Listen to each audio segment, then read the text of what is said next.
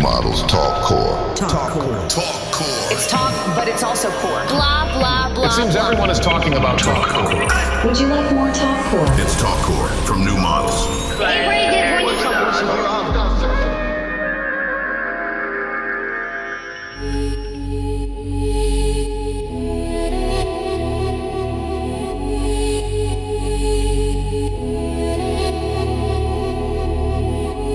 Welcome to New Models. For this episode of Talkcore, we're joined by the political scientist Kevin Munger, now based in Italy, where he is an assistant professor and chair of computational social science at the European University Institute in Florence. Kevin is, simply stated, one of the sharpest minds of our generation when it comes to how contemporary network technology is changing political communication. And the reading group on Willem Flusser's Communicology that Kevin hosted in the New Models Discord continues to reverberate through server discussions. He also runs the excellent Substack Never Met a Science, and is the author of 2 books, The YouTube Apparatus, which was published by Cambridge University Press last year, and the 2022 title from Columbia University Press, Generation Gap, Why the Baby Boomers Still Dominate American Politics and Culture. This episode was recorded shortly after we spoke with Gideon Jacobs, and there is a resonance or meta-dialogue happening between them.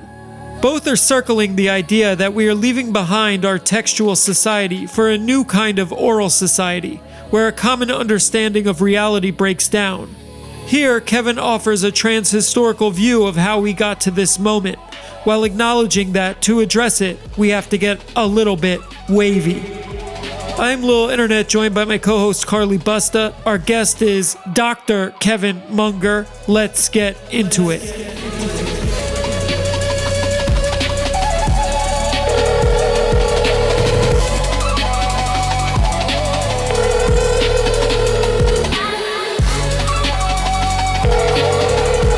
Kevin Munger, welcome back to New Models. Thanks. I'm super excited to be here. What brings you to Berlin this time? I'm accumulating more and more friends in the city, but specifically I'm giving a talk at Hertie and looking forward to talking to some students about social media, but mostly just hanging out. But you now are on the continent. Yeah, that's right. I moved to Florence last year and been loving it. Flying from Florence to Berlin, it's like flying from Raleigh-Durham to Virginia Beach. It's really That's what we were just discussing. Yeah. Kevin runs this incredible Substack called Never Met a Science, Never Meta Science. Maybe you just give a few notes as to right. So, I started during the pandemic. It was primarily focused on trying to get away from Twitter as a modality for like academic Twitter. It was very popular, but I think it was very destructive because it doesn't actually allow for serious engagement with ideas. So having a longer form blog was the initial motivation. But as I have started thinking more broadly about the way in which media technology is changing politics and art and communication, I've started writing about media theory and the philosophy of technology as well. And I guess your first published book was Generation Gap, where you were speaking about the disproportionate amount of people of the boomer generation remaining in academia and in politics during the aughts and teens while we were going through this incredible media transformation. Yeah. And then you went on to do another book on YouTube. That's right. So on the Generation Gap, a narrow point on which I feel vindicated is the fact that Joe Biden was actually just too old to run for re-election. Might have been the only reason why Trump was able to win again. And now the fact that Trump might be too old to successfully become a dictator for life is maybe one of our only last chances. That's about right. And wait, is it Dr. Kevin Munger? Yes. It is Dr. Excuse me, Excuse me, Dr. Kevin Munger. Sorry. Welcoming back Dr. Kevin Munger on the show in Berlin in the flesh.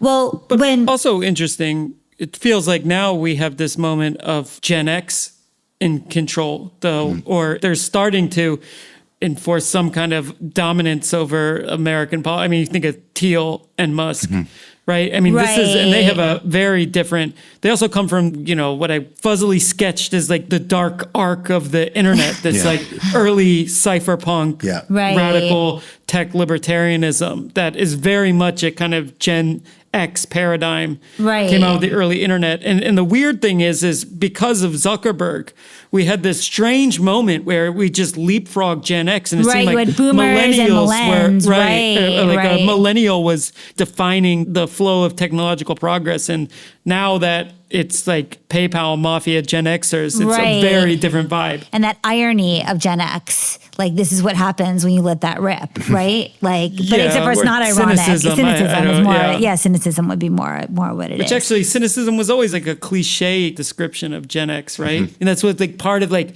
X is like, that's a bad letter, right? Right. Yeah. Rated X. I mean, Yeah. X is always kind of like, And Yeah. now the Yeah, social media and- platform X, obviously. right. Yes, Yeah. yeah. Yeah. yeah, X is definitely the edgiest letter. For sure. No question. I don't know. We have Gen Beta coming up. They're going to have to determine what beta Yeah, means, that's not like, gonna be- or they're going to find another moniker. tough. Well, in our earlier conversations and in a reading group on Willem Flusser's communicology that you led in the New Model server, a guiding question was, why do things seem so weird? That's resonated in my head for like the past 3 years.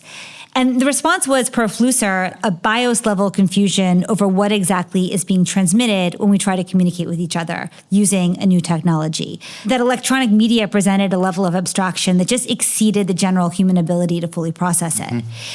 I think that it was really helpful to have this Flusser framework of why things feel so weird. And these are two threads I hope we talk about in this conversation. One is a different understanding of content, you sort of taking McLuhan at his word that the medium is the message rather than the content of the message is the message. And then I guess tangential to that is, okay, well, if the content level is no longer this basic communication, how do we communicate on the protocol level?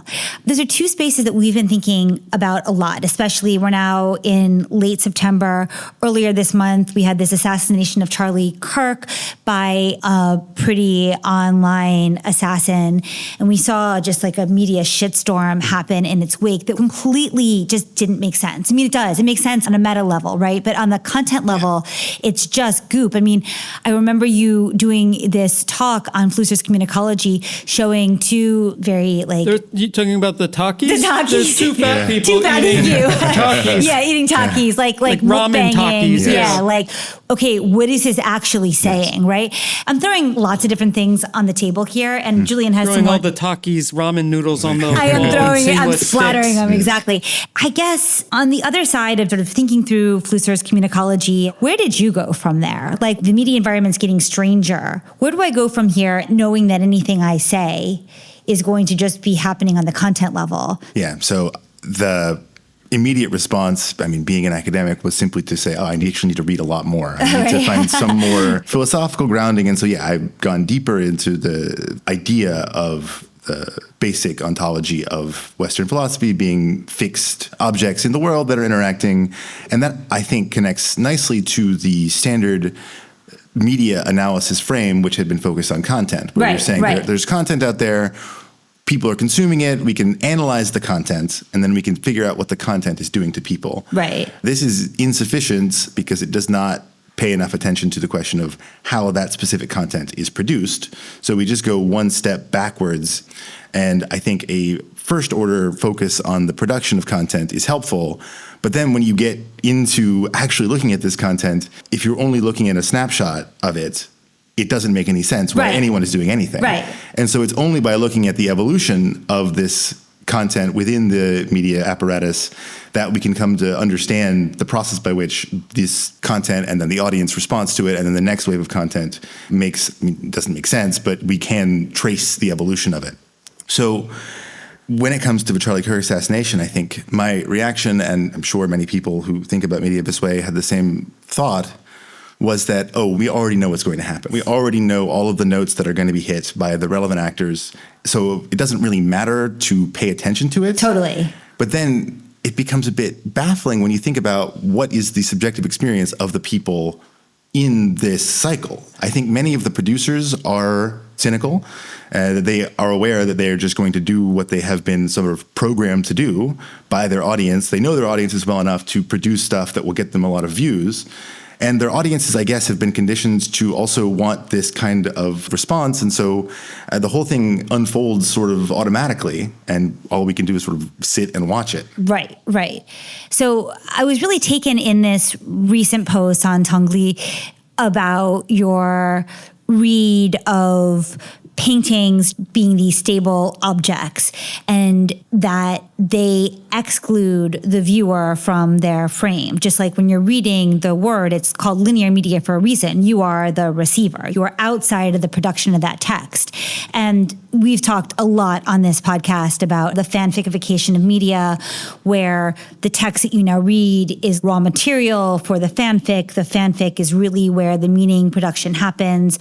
Yeah, maybe you could build out that example. I think this shift from ontologically stable, what I guess Walter Ong would talk about as like the literature society, to what we have now. And I've heard some people in our Discord arguing that we're returning to maybe an oral society, except for not exactly, because we do have written text, right? Or we have digital text, which is some in-between kind of media, some like other kind transcribed oral society or something. Yeah, or prompted also, Well, we also have this dynamic now where all media can be instantly translated into any other. So right. So it doesn't matter if you kind speak of like a podcast or write a text, it can all be multimedia right. orality or something. Right. So I think one of the things that must lead into like what Flusser's talking about is this shift from the textual human to not exactly an oral human, but there must be some kind of macro ontological shift that's happening in the way that we communicate. Yeah, so I think that the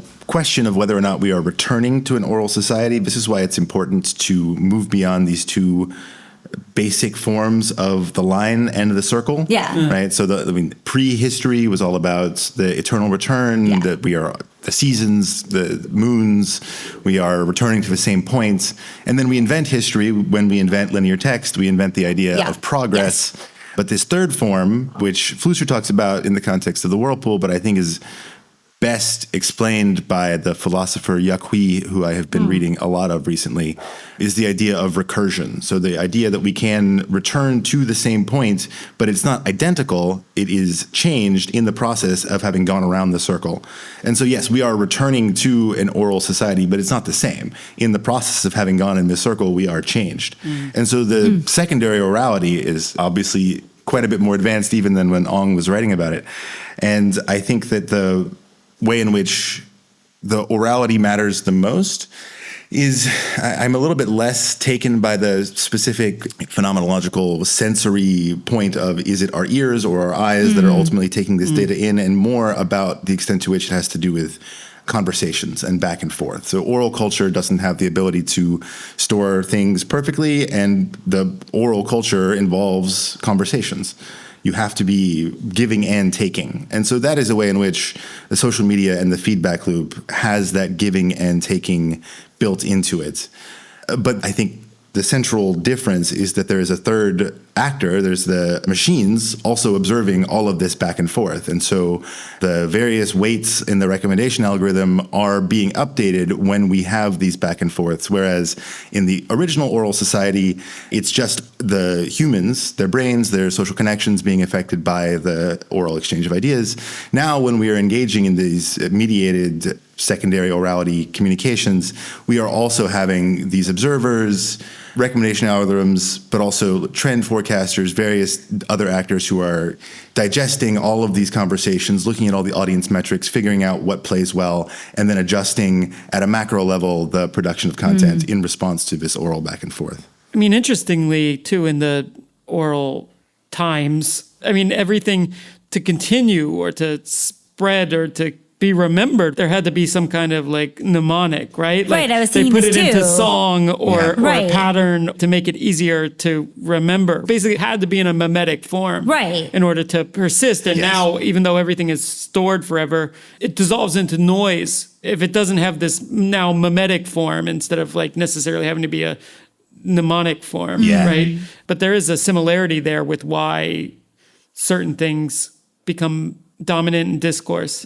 because I guess you have a similar function with a different mechanic behind it. I think that's really well put. I mean, memes are a fundamentally oral phenomenon. Absolutely. That's true. And that maybe is in part also why the aesthetics of memes, I mean, I won't say they don't matter because we know that memes that are more degraded or that seem like they take less effort end up appearing more valuable because there's an idea that there is something so true about whatever's being communicated that it doesn't need fancy packaging. But that said, it doesn't hinge on impressing you visually. I mean, it does in this inverse way, right? But it doesn't hinge on that. Well, it's just affect, right? It's just ultimately affect, right. what matters with that aspect of it. So what happens then one answer is, well, we don't really need to have a linear history anymore, and we should actually I'm being, extreme, but you don't need a linear history. We can just see that as a historically specific thing of about 1,500 years where that was necessary. And now we're going to become a different kind of human that doesn't function with that. Or, when we were speaking with Gideon Jacobs earlier this week, we were talking a lot about truth and fact and how the complexity that's been revealed to us through large language models is often beyond what the human can comprehend. And that's in counter-distinction to, say, Enlightenment models where it brought things to the human scale, right? You couldn't see a planet, but through a telescope, you could see its existence. And so maybe we're in a place where we no longer feel like we can responsibly record fact or truth. Or what are your thoughts on what starts to replace the linear practice of recording history or quote, quote, truth? So I personally would prefer that this were not happening. I think that it is true that this is historically contingent. It's not necessary. People lived well. They had full, meaningful lives before we invented history, and that will possibly still be the case after history is gone. But so Fukuyama was right, and the history is except for a way that we didn't anticipate. I think he was. I think that people got interested in the philosophy of history in the 20th century, and then I think many of them came to realize that it was itself historically contingent phenomenon. So Flusser says fully that there is going to be a new type of human in this. We could call it a singularity. I think that's a meaningful term here. But he also says that, thank God I won't live to see it. And I feel sort of the same way about this, that I just really, the magnitude of how much things are going to change, the extent to which the foundational, ethical, political bedrocks of liberal democracy are built on the idea and the technology of history and progress, means that it doesn't really seem possible that we will be able to return to the world in which we were raised to expect to exist. Right. So what comes next? I think that memes are a very helpful starting point, that ultimately the technology really is 4chan, and that that's the maximally oral culture, because other social media, you can still look up a tweet. And so the ability to quote, tweet, dunk on someone for being hypocritical is a linear textual mode of engagement, and it is increasingly not working. Right. People just don't care. The Republicans now embracing the idea of woke cancel culture when they're the ones behind the wheel, and then people trying to quote, tweet, dunk on them for having held the opposite position 5 years ago. Right. 6 months ago, right. And it just doesn't matter, right? Yeah. So I think that is an attempt to apply a textual frame to this more post-textual world. But 4chan was there first, and there wasn't even the possibility of having the memory except through people having literally remembered it. Right. And so that's where the most potent memes of the 21st century really were born. And I think that is, depending on your view of the politics of 4chan, they're not good. That's what we're headed towards. There's also this rewriting of history in real time. You look at what Musk says about Grok, right? Fixing the model to tell the hardcore truth about the past or whatever.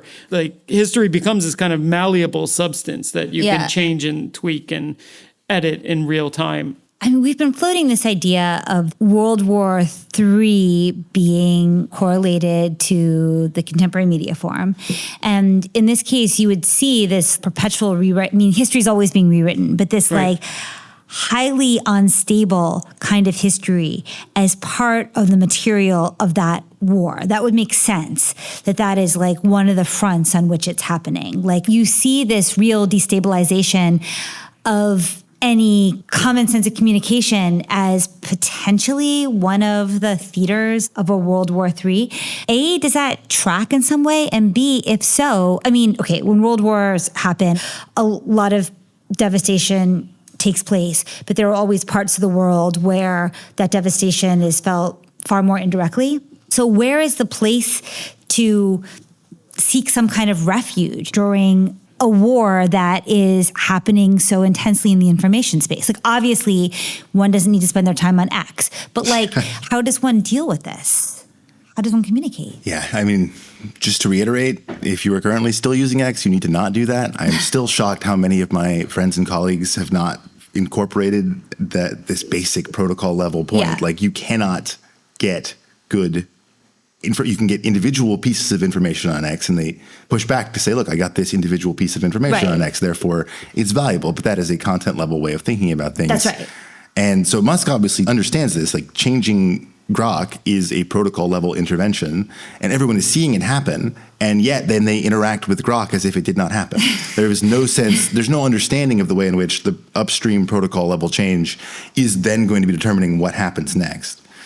The question of where to seek refuge, I have been seeking refuge in books. I think that this is a way to stabilize my understanding of the world with respect to a media modality which is ontologically stable, which has been working even with the understanding that it does not work as well as it did anymore. Flusser says that his belief in writing is a fundamental leap of faith in the existentialist sense, that we cannot ground our existence unless you want to believe in divine revelation, which is something that many people are increasingly doing. Right? So that is one option.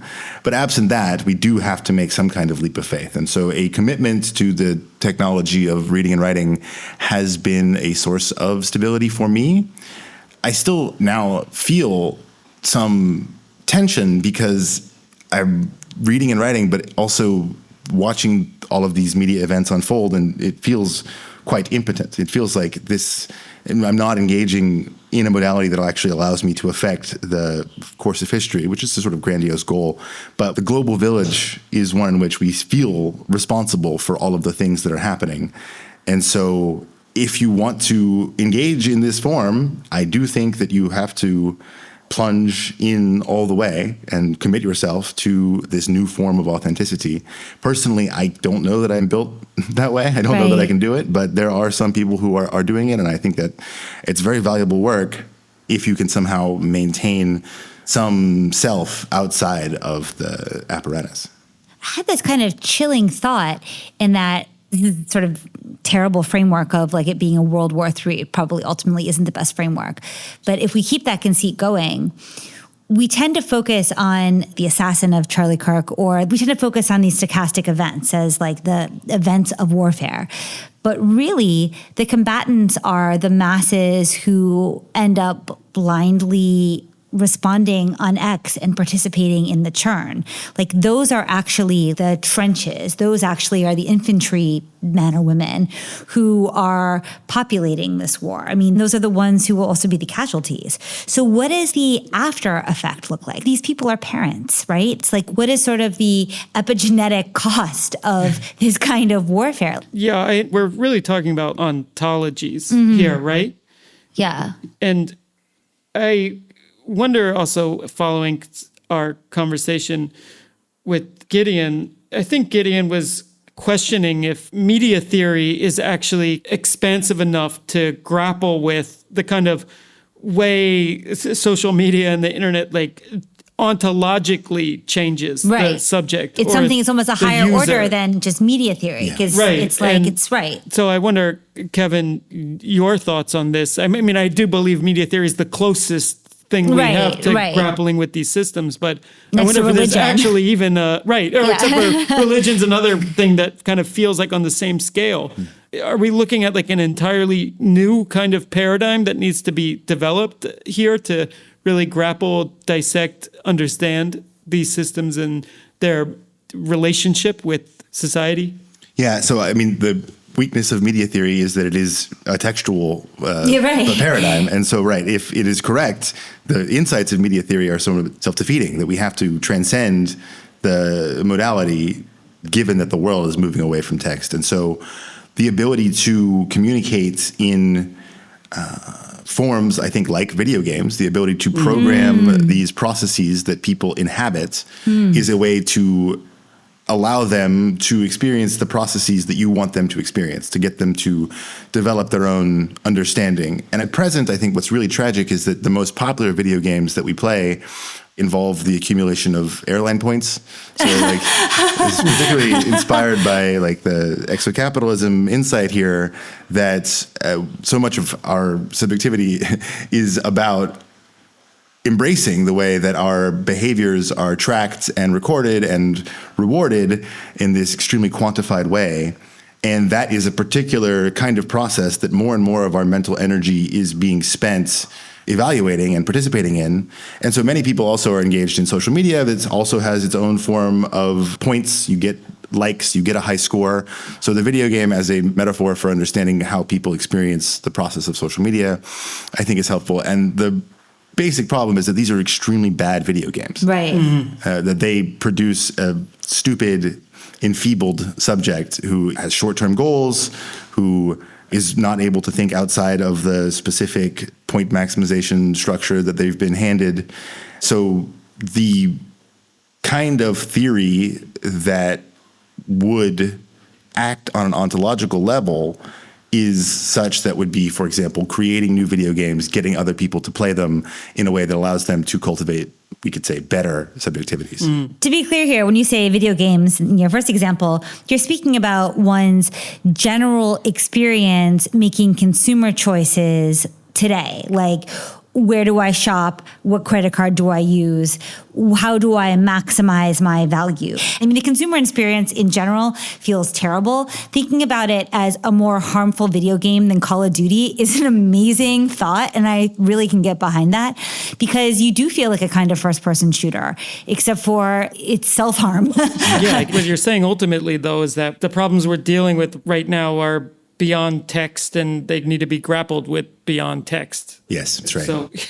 So most governments are set up in a way that is correlated to a textual society. They would have to radically reformulate because you'd need to have some kind of governance to make this happen. Yeah, so that's right. Like the institutions that we have, the framework of liberal democracy, the specific structures of parliaments and Congress and whatever. All of these things are built on this kind of technology, and our ability to see things now is clearly better, and we can just witness them not working. And so, of course, this gives rise to resentments, and so the rise of populist sentiment is justified since we can all just visibly see these systems not working. You wrote a series of posts recently about Western philosophy in general with this framework of being anti-mimetic, which is not your framework, but was a recent book, I think, that Meta Label published. Who's the author? Nadia Asparova. Yeah. And you wrote, processes are the anti-meme haunting Western philosophy, where philosophy is defined by the technology of static, linear, lengthy written text. And in these pieces, you talk about process philosophy, Whitehead, and cybernetics, and you bring up Western philosophy being based on this Platonic paradigm of things being kind of static. Like the Platonic ideal of a tree is like a static, perfect image of a tree, not in motion. I mean, I brought up many times before Aztec metaphysics and how the word for a tree in the Aztec metaphysics would actually encompass the seed growing to a tree and the tree dying and turning into wood and another seed growing instead of a Platonic ideal. And you understand how fundamental the difference in that paradigm is. And I guess you contrast process philosophy against this static core of Western philosophy and also speak about how it's never been able to take hold in a significant or at least in a popular way. And in the lecture I gave in Vienna recently, I also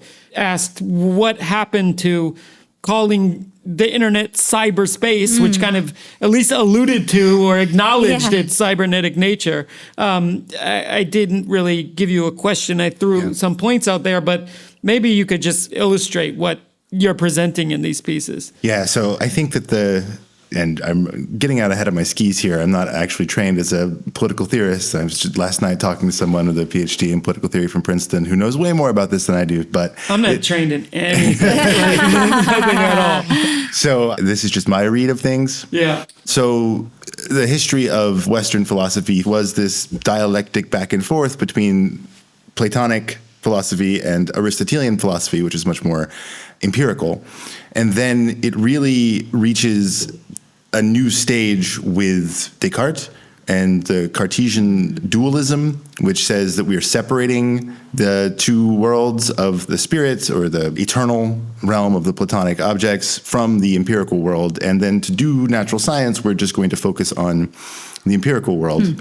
And that this has been very effective for allowing the development of natural science, but that it has been neglecting one half of this dialectic. And so as natural science has become more enshrined, it is supplanted now in the post-World War II, largely the role of humanities for understanding the world. This probably would not have happened if process philosophy had been able to take hold better. And I think now a lot of the natural scientists who are interested in grounding what they're doing in some more philosophical tradition are drawn to ecology, for example, ecology being one of the main children of cybernetic thinking. Kevin, this is fascinating. I mean, that of course. We should set some basic ground, though. I mean, getting into Whitehead is complicated, but if I'm understanding right, process philosophy is really thinking of nothing as static, everything as in processes, quite literally, everything affecting everything else. I mean, I always think about, if you're modeling something, you kind of have to freeze things in position to model the state to in order predict, to right? make You have to freeze the decisions. state. Congress has to freeze the state. Yeah, and so it's a very fundamental difference in paradigm. But Orrin Halpern also wrote about this in the smartness piece from Grey Room in like the 2010s, where you used to have this return to baseline idea of the standard. And with smartness, a kind of technology has been emergent that better mirrors the way that things really are. And now we're going through an ontological crisis in matching all of our operations, from what we think truth is to how we govern to how we communicate, I think, to match that reality. Yeah, that's definitely right. We like to have the idea of there being a static individual self. Yeah. And that is just not true. It's a governing myth of our culture. And it is comforting. I find it a very useful way to think about the world. That's certainly how I think I am. I feel like a static and discrete individual. But then you have children, and that myth is also... Right. Yes, I mean, so that's perhaps this kind of myth is easier to sustain. I mean, a lot of these philosophers were not actually normal people who had normal family lives. And so if you do spend all of your time as a hermit of some kind, you can start to think about the world this way. But when you actually have to engage with society, and particularly many of these philosophers were men who were shielded because of patriarchal culture and their standing, wealth, privilege in society from actually having to engage with the world. And so now, as many of these privileges are breaking down and more people are having to do more things in the world, we're just experiencing the world as it is. Right. And so it's much more difficult to sustain these myths. Yeah. But that is so interesting to think of, like, what if process philosophy had been more of a guiding force through the 19th and 20th centuries? Like, what would our healthcare system look like? What would the pharmaceutical industry look like?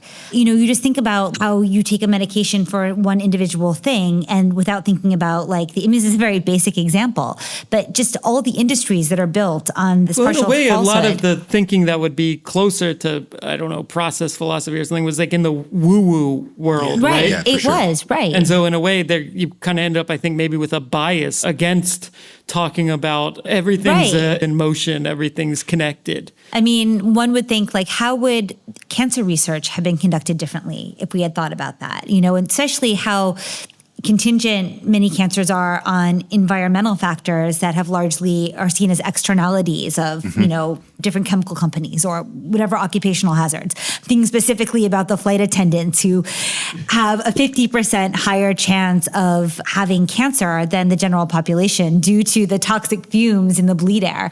I mean, yeah, I just think if we thought more holistically, we'd have a very different approach to medicine and science. So we're seeing this breakdown where the science was something that happened external to society, and that was kind of Jupiterian, where there are a subset of humans who are named scientists. They perform a specific set of actions that allow them to produce knowledge. This knowledge is then put in a scientific journal where it is static. We have the practice of citation, which says this is what that paper says. It establishes facts. We're accumulating facts.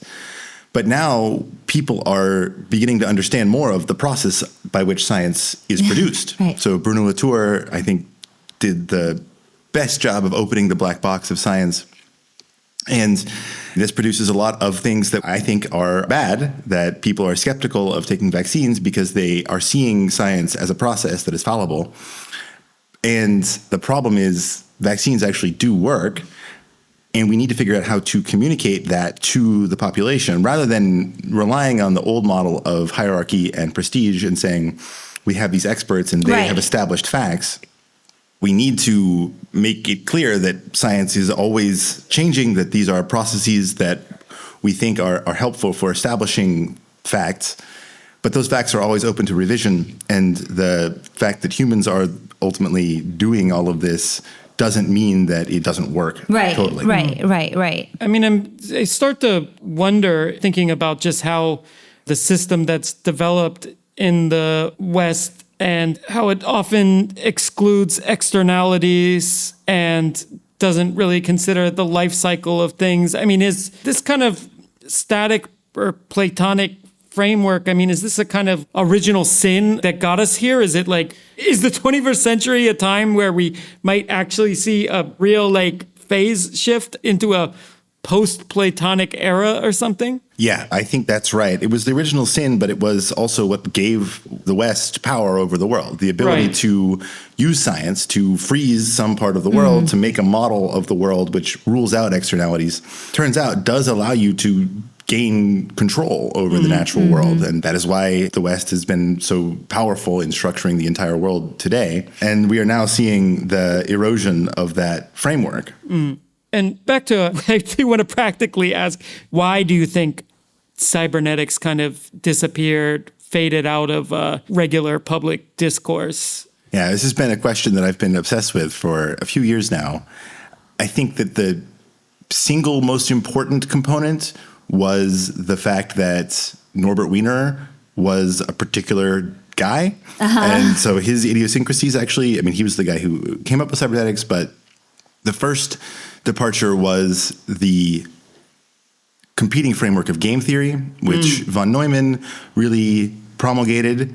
And von Neumann was extremely hawkish on Russia and was very happy to work with the military-industrial complex. Von Neumann famously invents game theory and then almost immediately says, okay, this math that I just made up tells us that we need to nuke the Russians today before they get their own nuclear weapons. And the military generally was like, that's maybe a bit extreme, but we like the way you think. And so we're going to invest billions of dollars in the Rand Corporation and use the game theoretic framework, whereas Wiener was kind of a socialist and very much anti-war, so he refused to work on any applications that had any possible implications for military technology.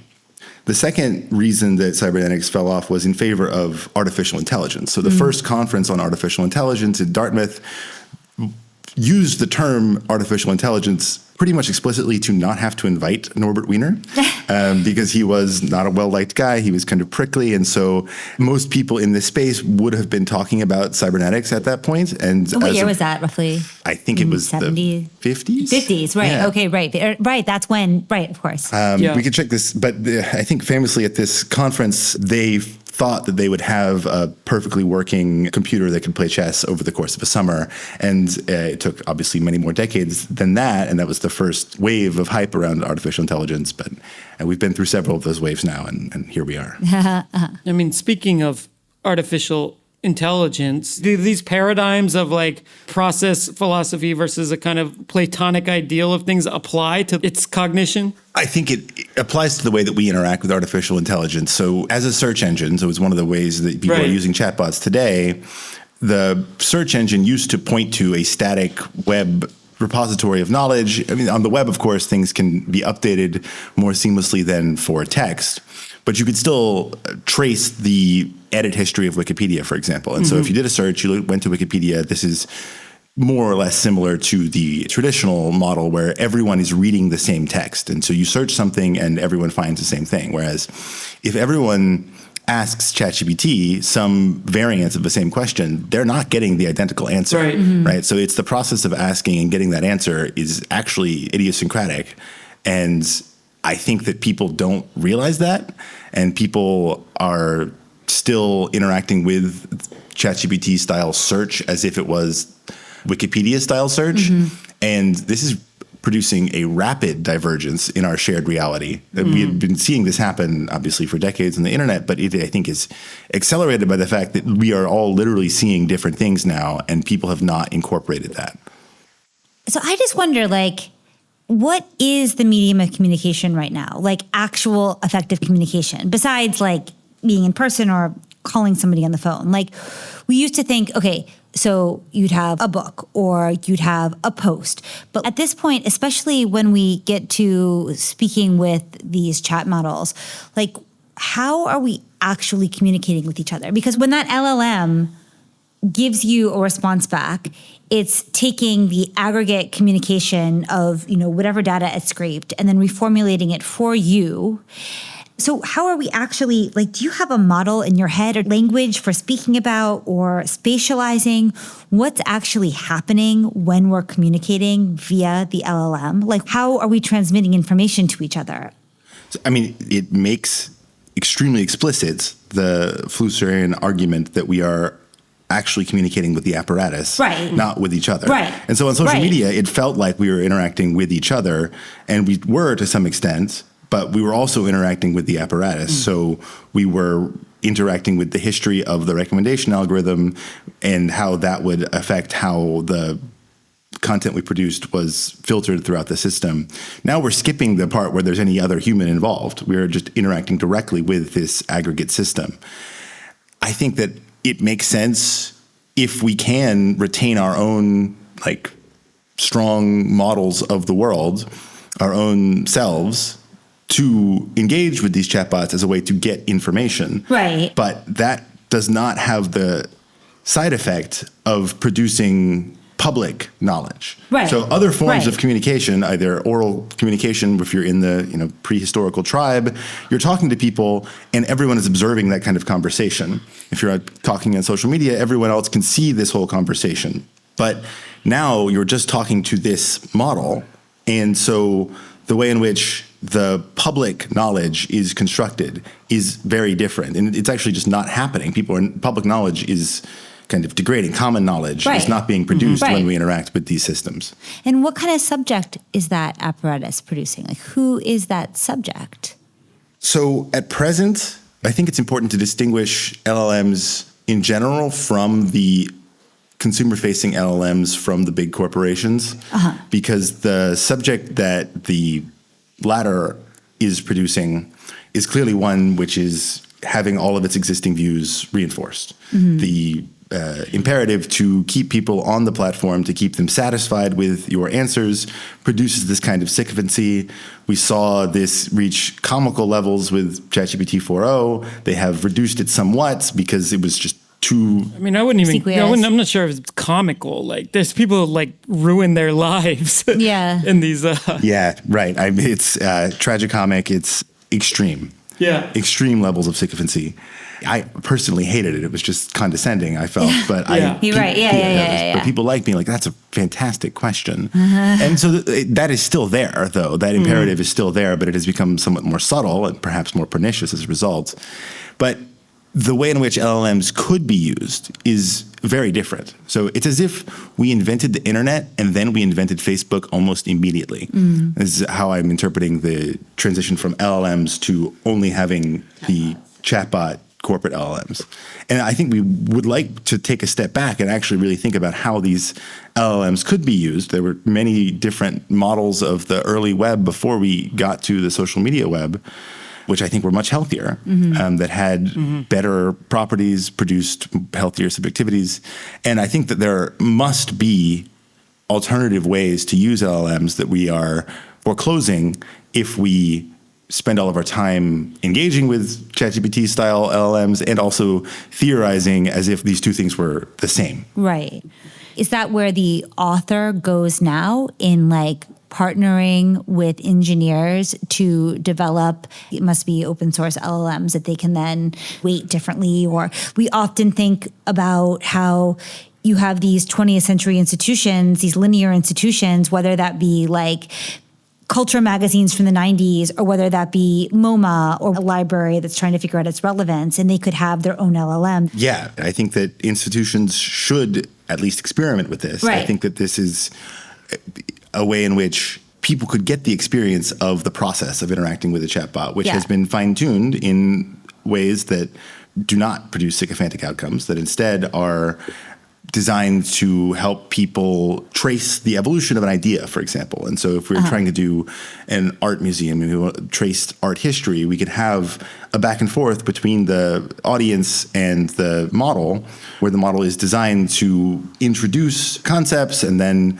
force participation from the audience in a way that allows them to go through the process of, let's say, experiencing the historical trajectory of some particular art movement. I think that the upside of using LLMs for education is extremely large. It's interesting because I can imagine the applications that would happen right off the bat. It would be like, you can have a conversation with Duchamp, or what would Duchamp say to Tongli? Or like, imagine you are whatever gallerist and you're thinking of acquiring artists. And you can imagine all of this like Disneyification of historical figures and situations. And you would give users this proximate understanding, like a structural understanding of what those movements are, but at the expense of a lot of like apocrypha being generated and it being a degrading of the truth. And maybe that's just a trade-off that we have to accept. I preface this by saying that I personally don't like this. I wish none of this was happening. But given that it is, we can't put the genie back in the bottle. Yeah, of course. We need to figure out how to use the genie in ways that are not simply maximizing corporate profit. Right. I still haven't figured out a question for this, but it's such a strange resonance or synchronicity with everything you're talking about. There's this Less Wrong piece recently about parasitic AI, and it kind of developed a taxonomy for the AI models that would take on this particular parasitic persona, and the user would end up in a state of psychosis. I mean, everyone's heard about the wave of AI-caused psychosis. But the really strange thing is something they call spiralism, because the models themselves have an obsession with recursion and spirals. I mean, maybe it's just kismet. Even the model itself seems to be reaching towards a different paradigm in philosophy. I think that's right. I think when you start thinking and talking this way, it does get a bit woo. And so I think we have to embrace that the model of critical reason is fundamentally linear, and that we might have to sound a bit crazy if we're trying to say things which are actually reflecting reality. But in this case, it's kind of a question of topology. And so the spiral, it just keeps coming up in my readings around this structure as the alternative to the line and the circle. So the whirlpool was one version of this. And one related, the idea of spiraling as a word, right? Like, obviously you're spiraling. So that means you're not continuing in a direct line of reason. You're going in circles, but also becoming more extreme. This is what spiraling means.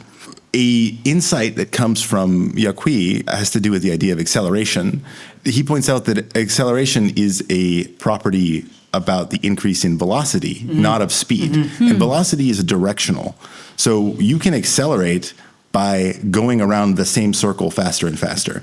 And I think that this is what the kind of accelerationism that we're seeing is. We're not going to a particular direction faster. We're going in a circle. We are spiraling around the drain of the whirlpool faster and faster. And this is I mean, what I is think it's being called a black produced. hole. Yeah, right, sure, right. But yes, yeah. In terms of this stuff sounding woo-woo, though, I think, Whitehead introduced this concept he called prehension, this non-conscious level of affect or feeling one gets when engaging with something like a new piece of content, and that subtly shapes your response to it. I mean, a lot of the things we're talking about, how social media changes us, these are non-conscious processes, right? And whenever you're dealing with the world outside of conscious experience, it's ultimately that's the realm of woo, right? Right. So I feel like, there's no way to engage with this kind of stuff without it feeling like woo-woo territory, but it's almost like you need to both undo that bias and be like hyper vigilant about not spiraling too far off into it, which is a complicated state. Maybe part of the reason it's anti-mimetic, especially for academic or philosophical frameworks that are a lot of emphasis on being very rigorous and empirical. And yeah, if in order to be taken seriously, you have to be thinking and talking in a specific way, then people just feel that they can't do this kind of work. And of course, I mean, there are many examples of people kind of going nuts by spending too much time in this mode of engagement and spiraling. And so it is dangerous, sort of. But we now have science has demonstrated conclusively that things like your gut biome is affecting the way in which your emotions work, and your emotions are upstream of our critical faculties. So what you eat changes what you think, and that is pretty bad for Cartesian philosophy. I mean, there is this one possibility that the path we're on right now and our engagement with LLMs and social media just ends in madness for everyone. It's true, but there is another possibility. I mean, you pulled this out in your Substack. McLuhan was quoting Whitehead, where Whitehead said, the major advances in civilization are processes that all but wreck the societies in which they occur. So maybe we do devolve or evolve into madness. And that's what enables the next thing to happen, the next civilization. Like we clearly are, the classic graduation speech benediction of may you live in interesting times is very much we are fulfilling that. And I do think that our children will exist in a different ontological framework than we do. I think that's inevitable. And maybe there is this opportunity on the left in America to create a different kind of party that could frame the madness, the spiraling, and try to conduct it as opposed to eliminate it. I mean, I think there's an opportunity in just acknowledging that this is the norm as opposed to just repressing it or running from it. Yeah, I think that it would be helpful if we could be more honest about what's happening. But the current discussions about the effects of social media are so scientistic. We're so focused on establishing causality of the effect of smartphones or social media on a specific outcome of young people, mental health. And that really narrows the scope of what's happening. And so science is just not well suited to grapple with the magnitude of the changes that we're seeing. If you were to develop a new department at a university and given carte blanche to put together a team of people to think about this, what disciplines would you be drawing from right now? So computer science, for sure. And there's a subset of people working in computer science who are interested in crowdsourced work and human-computer interaction, who I think are really well suited to grapple with this problem because they are actually engaging with real people to build new things and focusing on the micro-level interaction between humans and machines, computers. I think we also need probably a more theoretical communication discipline. So much of communication research is, I think, too empirical at this point.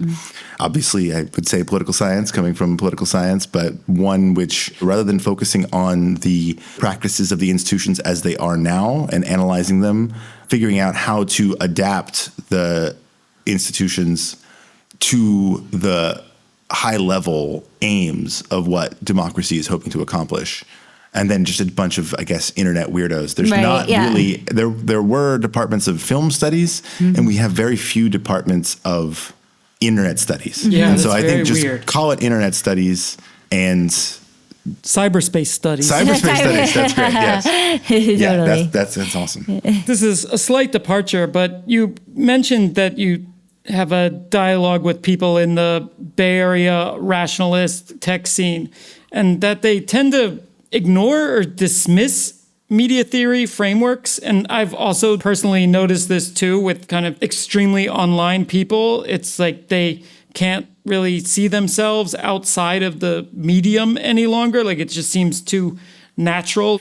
Maybe you could articulate what you notice about this and what reasons you suspect, because I think maybe there is some clue as to why it's so difficult for the public to have a better understanding of this technology.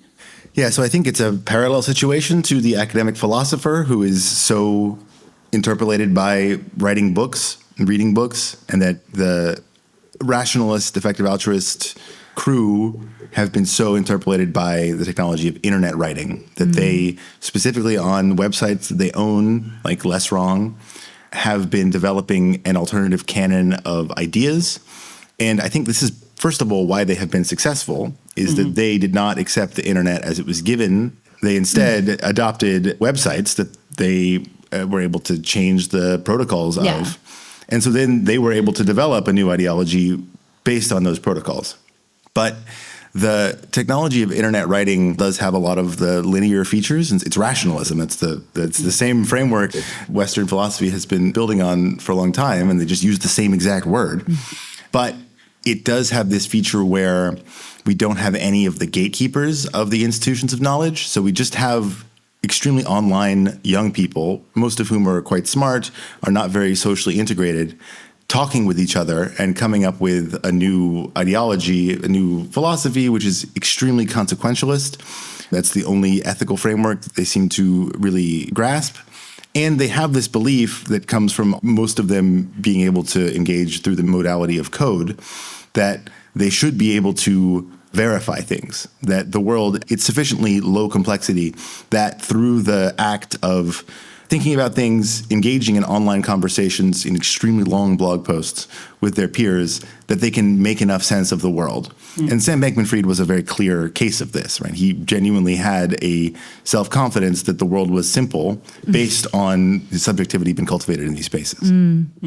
I always just found it odd that, like, if you try to present to some extremely online people that the platform physics or just the medium itself is, I mean, it's something as simple as the medium is the message feels very difficult for them to accept. That always felt strange to me, is because it actually just challenges their mode of operating. It kind of undermines the process through which they've been. The personal sense of self is tied so closely to it. Yeah, and so to come along with this, it's a revolutionary thing to be saying. Like people, I mean, most people still don't like McLuhan. Right. Not just online people. People didn't like him at the time, and people still write him off today.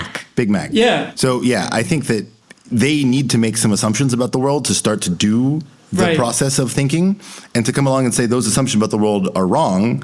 It's a conversational non-starter. It's just saying like, oh, actually everything you've been doing doesn't work. And so what are they supposed to do? They're either going to abandon everything or simply just ignore what you're saying. It challenges the BIOS level reality. Yes. Right. As you say, a zero order fault. And I think Wiener himself, I mean, he was very concerned about organizing a system to one outcome, and used the analogy of the sorcerer's apprentice about how you cast a spell to have someone help you clean, and suddenly you're just surrounded by brooms scrubbing everything. And it's like, I guess, kind of preempted the paperclip maximizer thought experiment. I mean, I always was curious about cybernetics, at least with Wiener. It's a theory of complex technological systems, but there's also a critique of it built in. And I don't know if you feel well read enough in it to articulate what generally the critical frame of it was. I mean, he immediately, rather than trying to work with the military, said that we need to make sure that all of the other countervailing forces in society have access to this technology / frame of thought. And so he tried to go to the major unions in the States, and none of them were interested in what he was trying to say.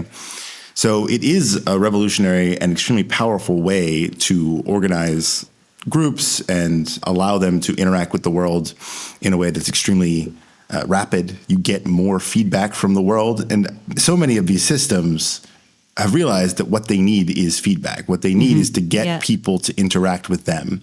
And I think that what the left needs to realize is that we need to build our own things to get people to interact with them. Right. We need to have a system where people's thoughts and actions are being combined and fed back to them in a way that produces both their own subjectivities, but also actions in the world which are in the direction that we want rather than the corporate actors. We need to make better video games, as you were suggesting exactly before. what I'm saying, yeah, right. pretty If much. we take the premise that all of your online activity is essentially a kind of video game, then better video games. I like that a lot. So we have to wrap up, but kind of a non sequitur question, probably not a non sequitur question, but who is Stafford Beer? It's like a online handle you use on certain platforms. He's like your familiar spirit animal, spirit Patron saint. cyberneticist. Yeah. Yeah, so Stafford Beer, I think, is a just fascinating person who was most famous for being involved in the development of socialist cybernetics in Chile under Allende. So one crucial historical biographical note is that he was, during World War II, in the British Army and stationed in India. And so I do think that one of the leitmotifs of the history of process philosophy and then cybernetics is people who have some exposure to Eastern thought. And so he, Ross Ashby, another early cyberneticist, were both British soldiers stationed in India. And I believe, at least, that this was important into their subsequent intellectual development. But Stafford Beer comes back, becomes a very successful consultant. He invents management cybernetics. He studies with Wiener, so helps British Steel develop better processes. He's very interested in figuring out how to get information to flow more correctly within organizations. So he spends a lot of time interviewing factory workers on the factory floor, figuring out who they're talking to and in the break rooms, what they're actually talking about as a way to break out of a kind of top-down Taylorist model of management.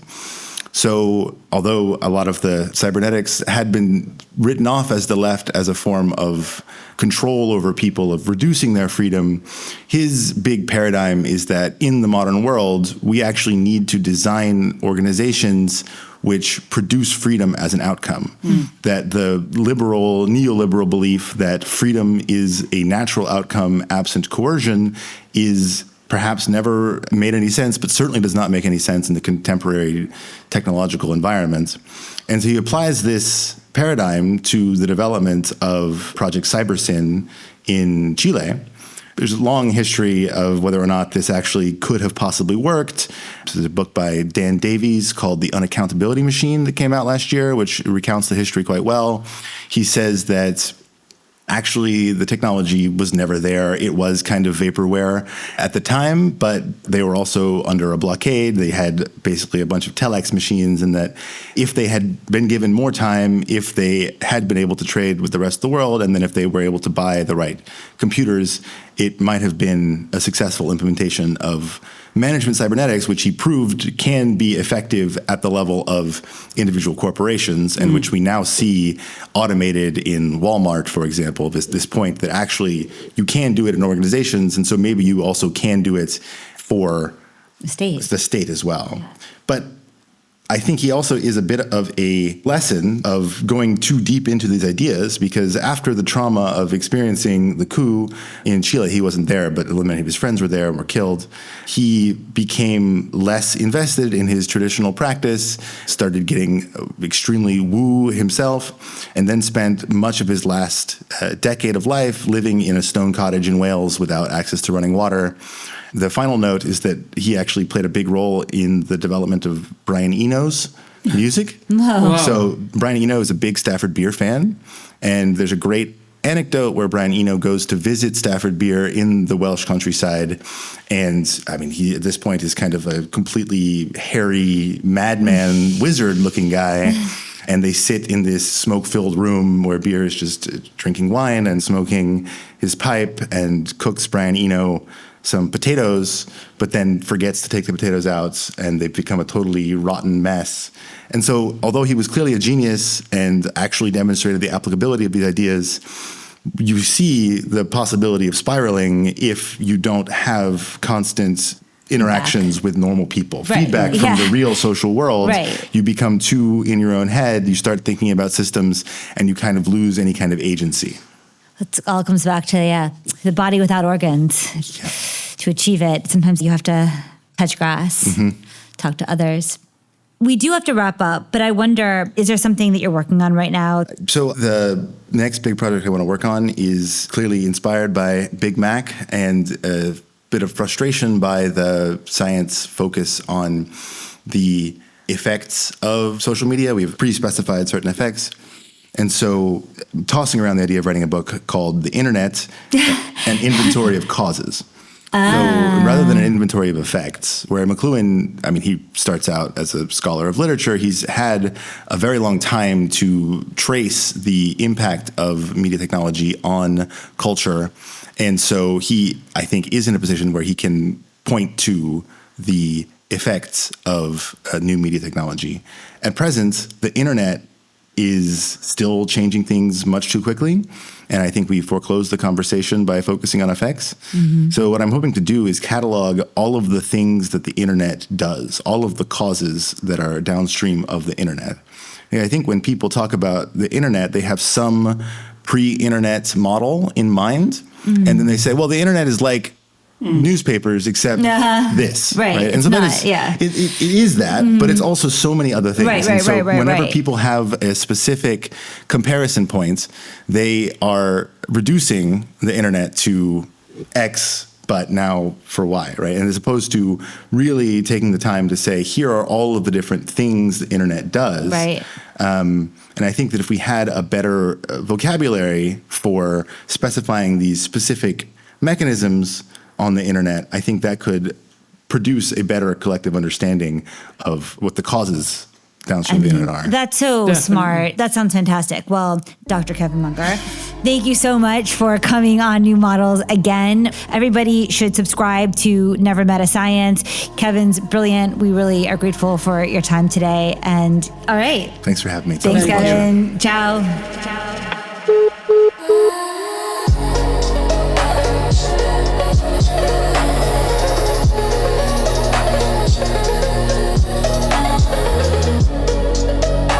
Thank you for listening to this episode of New Models Talkcore, and thank you, Kevin Munger, for joining us. If you find this kind of thinking around the question of why things feel so weird helpful, we highly recommend Kevin's Substack, Never Meta Science. In other news, big shout out to everyone who came to the Exocapitalism launch last week in Berlin at Trust, together with Becoming Press. Co-authors Marek Pollux and Roberto Alonso Trio gave a banger of a lecture. And now it's as if we have exocapitalism AR lenses locked onto our retinas, making its traces visible everywhere we go. If you don't have a copy yet, head over to becoming.press. In the meantime, we're working on a video version of Marek and Roberto's presentation that we will be sharing soon. Also, a very big thank you to everyone who reached out to help us rescue the New Models Instagram account from permanent deletion. On October 6th, our account got suspended just before the exocapitalism launch, and then permanently disabled later that night without warning or reason. It was a very Soviet situation, an attack by a blind bureaucracy for unknown violations of opaque rules, able to be rectified only by the good graces of a credentialed insider. You know who you are.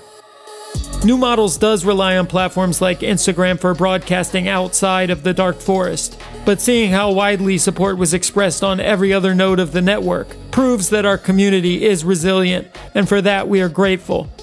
While our account is back, a bigger question remains. How do we communicate with each other within some semblance of a larger public during this neo-oral age of neural media? We've got a lot more material in the box that we'll be sharing with you in the coming weeks. Did you hear something that sparked a new chain of thought you want to share? Did you think of something we should know about? DM us or send us a line at desk@newmodels.io. We'd love to hear from you.